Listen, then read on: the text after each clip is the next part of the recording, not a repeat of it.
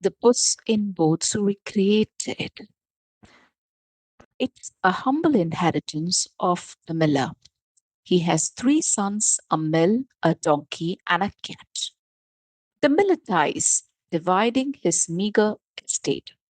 The mill goes to the eldest son, the donkey to the middle son, and the cat to the youngest, a poor, downhearted lad.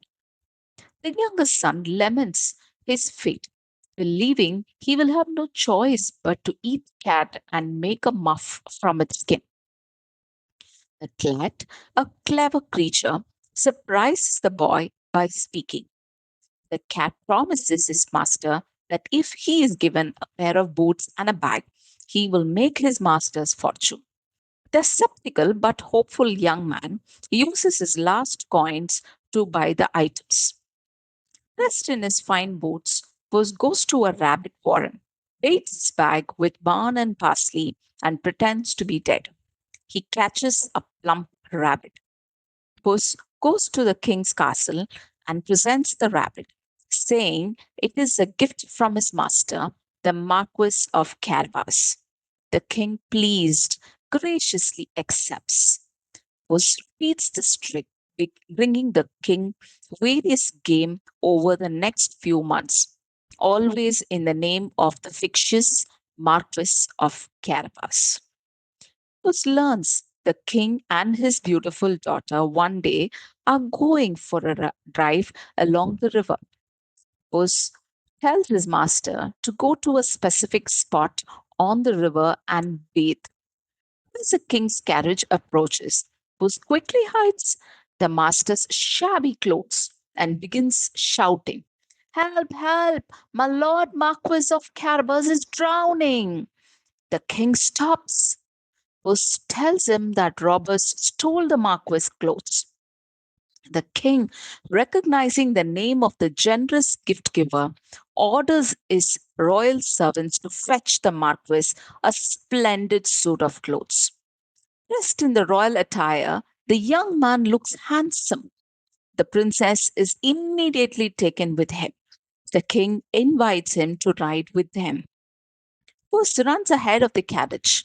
He finds reapers working in a field and threatens them, saying, "Good reapers, if you don't tell the king that the field you are reaping belongs to my lord Marquis of Carabas, you shall be chopped as small as mincemeat."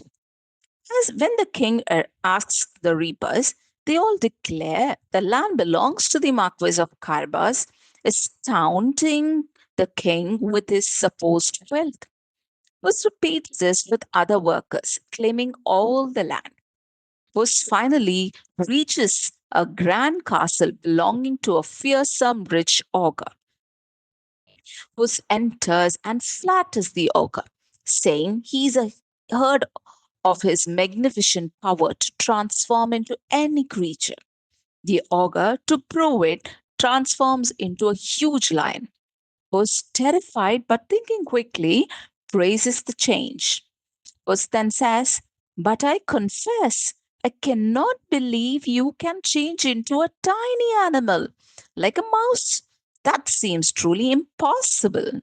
The boastful ogre changes into a mouse to prove his power. Puss immediately pounces on the mouse and devours him, claiming the castle and all its riches. When the king's carriage arrives, Puss greets them outside the magnificent castle. He says, "Welcome, Your Majesty, to the castle of my lord Marquis of Carabas." The king is so impressed by the castle and the immense land he's seen that he immediately agrees to the marriage. The young miller's son marries the princess and, thanks to the cunning of his cat, becomes a prince and eventually the king. Puss in Boots himself becomes a great lord only hunting mice for fun. Please subscribe for more such stories.